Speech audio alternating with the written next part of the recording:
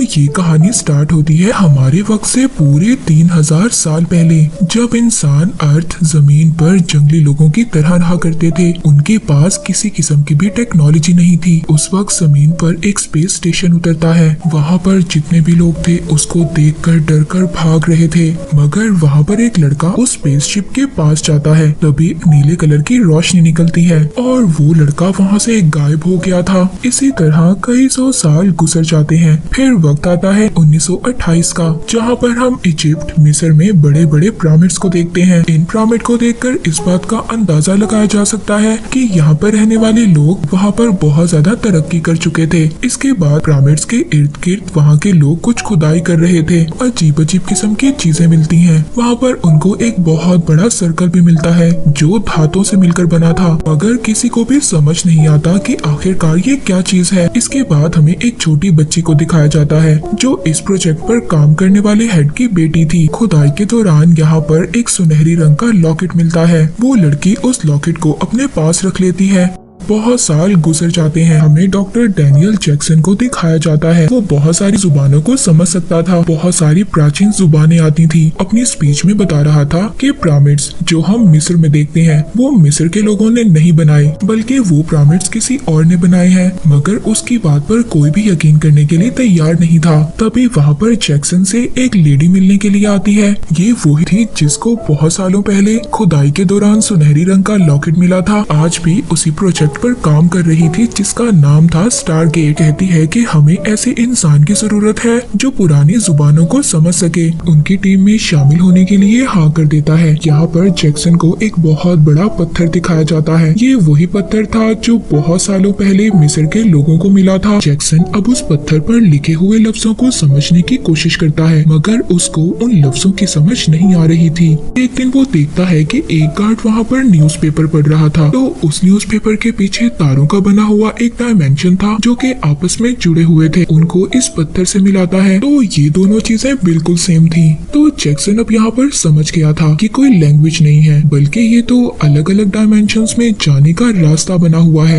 अब वो ये सारी बात अपनी पूरी टीम को बताता है। बोर्ड पर एक क्यूब बनाता है। उस क्यूब के अंदर वो 6 पॉइंट्स को मार्क करता है। वो सबको ये बताता है कि जो हमारा सेंटर पॉइंट है इस जगह से हम कहीं पर भी जा सकते हैं। जैक्सन को अब ये बात पता चल जाती है कि इन लोगों के पास एक डिवाइस है, यानी कि वही धातुओं का बना हुआ सर्कल जिसको स्टारगेट कहा जाता है। सर्कल देखता है जो कि घूम रहा था। जैक्सन ने जो 6 मार्क्स लगाकर इनको बताए थे वो सभी निशानों को इस सर्कल पर एक्टिवेट करते हैं और उसके अंदर से एक अजीब सा वार्म होल बन जाता है। ये लोग देखकर सब बहुत ज्यादा खुश हो गए थे। अब ये उस होल के अंदर एक ट्रैकर डिवाइस डालते हैं। ये जानना चाहते थे कि ये डिवाइस यहाँ से कहाँ तक जाती है। पता चल जाता है कि वो डिवाइस एक दूसरी दुनिया में पहुँच गई है। वो बिल्कुल सेम इनकी दुनिया की तरह है, मगर वहाँ पर एक और स्टारगेट है। उस स्टारगेट की लैंग्वेज यहाँ की लैंग्वेज से अलग है। इनके लिए यही सबसे बड़ी मुश्किल थी कि अगर ये उस दुनिया में जाएंगे तो इनका वापस आने का रास्ता बहुत ज्यादा मुश्किल है, क्योंकि अगर इनको वापस आना होगा तो इनको उस स्टारगेट के अंदर बिल्कुल सही वर्ड्स को एंटर करना है। अगर ये ऐसा ना कर पाए तो ये हमेशा के लिए उस दुनिया में ही रह जाएंगे। मगर जैक्सन यहाँ पर इन सबको ये यकीन दिलवाता है कि ये उस दुनिया में जाकर भी दोबारा से यही कोशिश कर स्टारगेट को ओपन कर सकता है।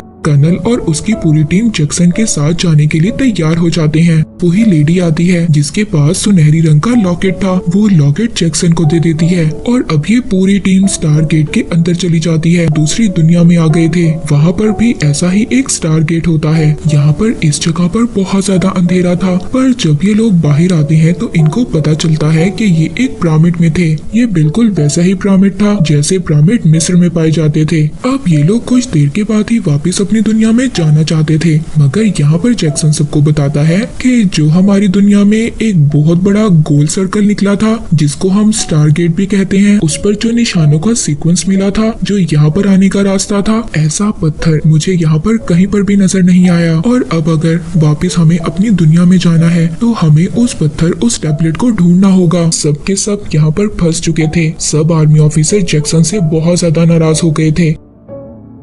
जैक्सन देखता है कि रेत पर किसी के पाँव के निशान बने हुए हैं। वो उन निशानों का पीछा करता है। तभी वो अपने सामने एक अजीब सा जानवर देखता है। ऐसा फील होता है कि ये एक पालतू जानवर है। उसको रस्सियों से बांधा हुआ था। वो उस जानवर की गर्दन पर 3 बार थपकी देता है। दरअसल ये साइन वहाँ पर आगे बढ़ने का था और वो जानवर भागना शुरू कर देता है। रस्सी में जैक्सन का पाँव फंस गया था और वो जानवर उसको खींचते हुए बहुत आगे तक ले जाता है। कुछ देर बाद सभी आर्मी ऑफिसर्स भी वहाँ पर जैक्सन के पीछे आ गए थे। तो ये सब लोग देखते हैं कि वहाँ पर बहुत सारे लोग हैं जो बिल्कुल इनकी तरह थे। इन लोगों की जिंदगी बिल्कुल वैसी थी जैसे 3000 साल पहले लोग दुनिया में रहा करते थे। उन लोगों के पास जाते हैं, तभी एक आदमी जैक्सन के हाथ में वही लॉकेट देखता है जो उस लेडी ने जैक्सन को आते हुए दिया था। तो सबके सब कबीले वाले उनके सामने झुक गए थे। कबीले का सरदार इन लोगों के सामने आता है, इनको उस जगह पर जाने की ऑफर करता है जहाँ पर ये सभी लोग रहा करते थे। एक मेटल का बना हुआ बहुत बड़ा सर्कल था। उस बहुत बड़े सर्कल पर बिल्कुल वैसे निशान थे जैसे जैक्सन के पास जो लॉकेट था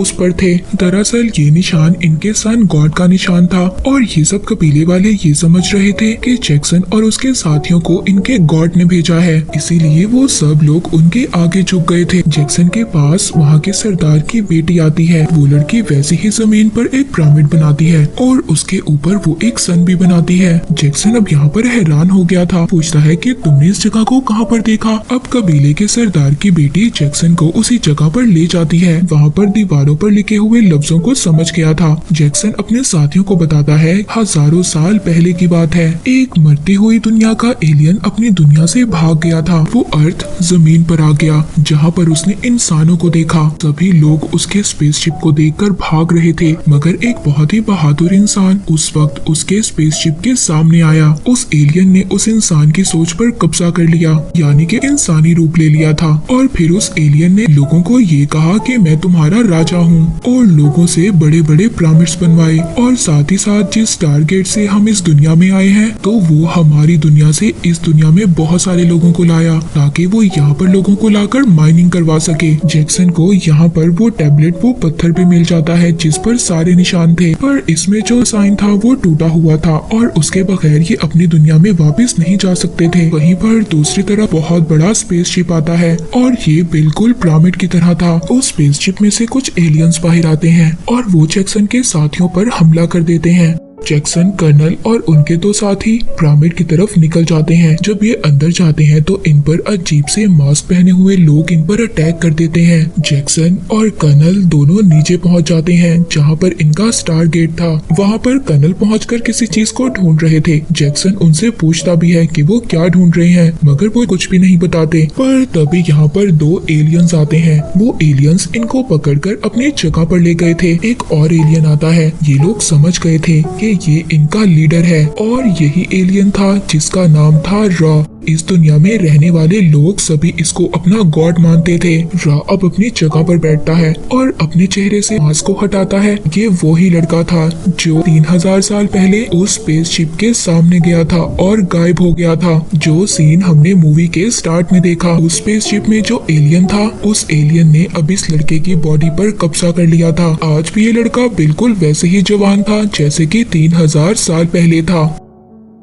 अब रा के लोग वहाँ पर उस बॉम्ब को भी लाते हैं जो कर्नल इस दुनिया में ब्लास्ट करना चाहते थे। कर्नल वहाँ पर जो रा का गार्ड था उससे वेपन छीन लेता है और रा पर हमला करता है। पर तभी वहाँ पर बहुत सारे बच्चे रा के सामने आ गए थे। ये सभी बच्चे रा के साथ ही रहा करते थे, इसी वजह से कर्नल उन पर हमला नहीं कर पाते। पर तभी रा के जो गार्ड थे वो कर्नल पर हमला कर देते हैं। कर्नल के सामने जैक्सन आ गया था जिसकी वजह से जैक्सन की मौत हो गई थी। रा के गार्ड कर्नल को भी मारना चाहते थे, मगर रा वहाँ पर आकर उनको रोक देता है। रा अब इंसानों से गुस्सा हो गया था, इसी वजह से उसके पिरामिड में से कुछ स्पेसशिप निकलते हैं और जो वहाँ पर कबीले रहा करते थे उन पर हमला कर देते हैं। बहुत सारे लोग मर गए थे। जो कबीले का सरदार था वो ये समझ रहा था कि उनका खुदा रा उनसे नाराज हो गया है, जिसकी वजह से वो ये सब कुछ कर रहा है। तभी हमें दूसरी तरफ पिरामिड में दिखाया जाता है कि जैक्सन एक बॉक्स से बाहर आता है। दरअसल ये ऐसा बॉक्स था कि अगर किसी इंसान को इस बॉक्स में रखा जाए तो उसके सेल्स रीजनरेट हो जाते हैं, यानी कि वो दोबारा से जिंदा हो जाता है। और इसी टेक्नोलॉजी का इस्तेमाल कर इंसान की बॉडी हमेशा हमेशा जवान रहती है। रा जैक्सन के पास आता है और उसे बताता है कि तुम्हारा दोस्त मेरी दुनिया में न्यूक्लियर बॉम्ब लेकर आया है और जिस टारगेट से तुम मेरी दुनिया में आए हो उसी टारगेट का इस्तेमाल कर मैं ये बॉम्ब दोबारा से तुम्हारी दुनिया में भेजूंगा,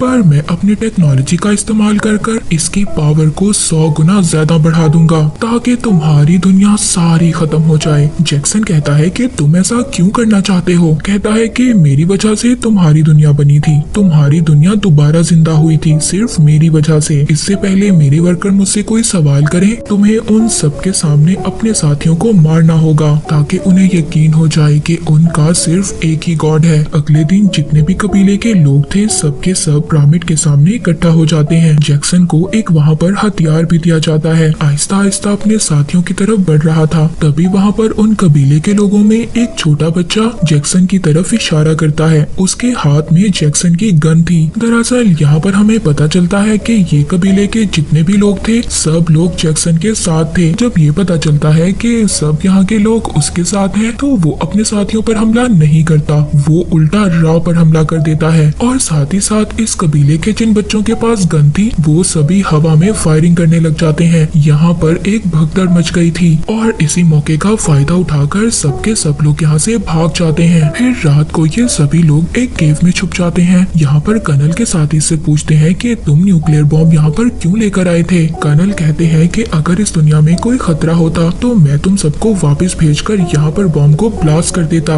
और कल भी मैं ऐसा ही करूँगा। अब यहाँ पर जैक्सन को एक और बात पता चलती है कि कबीले के सरदार की बेटी की उससे शादी हो चुकी थी, यानी कि जैक्सन को स्टार्ट में बहुत ही अजीब तरीके से तैयार किया जा रहा था, तो ये उसकी शादी ही थी। सरदार की बेटी को पसंद करता था, इस वजह से वो इस शादी को मान लेता है। नेक्स्ट डे अब इनके पास वापस अपनी दुनिया में जाने के लिए सही ऑर्डर में सही निशान मिल गए थे। वहीं पर दूसरी तरफ रा का एक आदमी जिसने पूरी तरह से मास्क पहना हुआ था वो माइंस के पास आता है क्योंकि उसने यहाँ से कुछ मिनरल्स लेकर जाना था। तभी वहाँ पर कर्नल आकर रा के उस आदमी को मार देता है। सरदार और बाकी कबीले के लोग ये देखकर बहुत ज्यादा डर गए थे। वो वहाँ पर अपने घुटनों के बल बैठकर अपने खुदा रा से माफी मांगना शुरू कर देते हैं। तभी यहाँ पर कर्नल जिसके आदमी को उन्होंने मारा था वो उसके शोल्डर पर बना हुआ एक बटन दबाते हैं। उस आदमी का नकाब पूरी तरह से हट गया था। यहाँ पर जितने भी लोग जो गुलाम थे उनको ये पता चल गया था कि ये इंसान कोई गॉड नहीं है, ये भी उनकी तरह ही आम इंसान था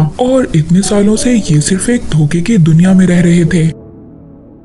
अब जैक्सन और कर्नल कुछ लोगों को लेकर पिरामिड के अंदर जाते हैं। रा के कुछ गार्ड आ गए थे, ये मिलकर उनको मार देते हैं। कर्नल उस जगह पर जाते हैं जहाँ पर न्यूक्लियर बॉम्ब था, ये उसको एक्टिवेट कर देते हैं और जैक्सन से कहते हैं कि बाकी लोगों को लेकर वापस अपनी दुनिया में चले जाओ और वहाँ पर जाकर हमेशा के लिए स्टार गेट को बंद कर देना, यहाँ पर मैं अपना काम खत्म करूंगा, यानी कि रा का खात्मा। और तभी गार्ड आ जाता है, वो सरदार की बेटी को मार देता है जिसकी जैक्सन के साथ शादी हुई थी और साथ ही जैक्सन ने भी उस गार्ड को मार दिया था। मगर जैक्सन अब बहुत ज्यादा उदास हो गया था। तभी यहाँ पर कुछ नीले कलर की रोशनी आती है। ये रोशनी दरअसल टेलीपोर्ट की रोशनी थी। यहाँ पर रा का एक आदमी इस टेक्नोलॉजी को इस्तेमाल कर न्यूक्लियर बॉम्ब लेने के लिए आ रहा था। जैक्सन सरदार की बेटी को लेकर उसी जगह पर पहुँच गया था जहाँ पर वो दोबारा जिंदा हुआ था। वो उसी बॉक्स में रख देता है और फिर वो दोबारा जिंदा हो जाती है। और तभी जैक्सन जब उसको वहाँ से वापस लेकर जा रहा था तो रा उसको देख लेता है, उसके सर पर हाथ रखता है जिससे कि उसकी पूरी बॉडी में करंट आ गया था। और तभी हमें नीचे कर्नल को दिखाया जाता है जो उस गार्ड को मार रहे थे, जो टेलीपोर्ट के जरिए वहाँ पर बॉम्ब लेने के लिए आया था। और वो ठीक अब उस लाइट के नीचे उस गार्ड को ले आए थे जहाँ पर टेलीपोर्ट टेक्नोलॉजी की लाइट थी। और अब वो टेलीपोर्ट का सिस्टम ठीक उस गार्ड पर आकर गिरता है जिससे कि उस गार्ड के टुकड़े टुकड़े हो जाते हैं। आधी बॉडी नीचे रह जाती है और आधा सर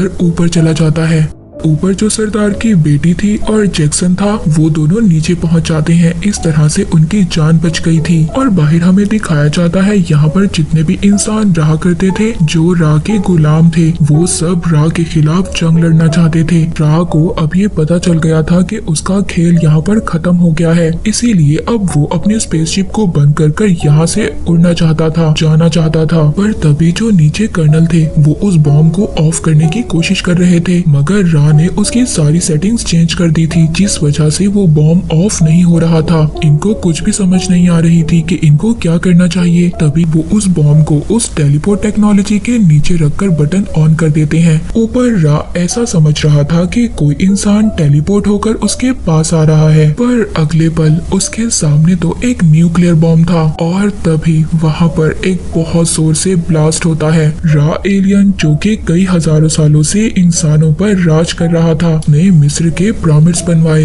यहाँ के लोगों को हजारों सालों तक अपना गुलाम बनाकर रखा और आज उस राह का खात्मा हो गया था। इस दुनिया में रहने वाले जितने भी लोग थे वो बहुत ज्यादा खुश थे। ये लोग स्टार गेट को ओपन करते हैं, मगर यहाँ पर जैक्सन इनके साथ नहीं जाता क्योंकि उसको सरदार की बेटी से प्यार हो गया था और अब वो उसकी वाइफ भी थी, इसीलिए वो इस दुनिया में उसके साथ रहना चाहता था। वो लॉकेट जो उस लेडी ने उसको दिया था वो कर्नल को वापस कर देता है और कहता है कि ये जाकर दोबारा से वापस अपनी हेड को दे देना। और कर्नल के साथ जितने भी उसके साथी थे वो दोबारा से अपनी दुनिया में चले गए थे। इसी के साथ इस मूवी की स्टोरी यहीं पर एंड हो जाती है।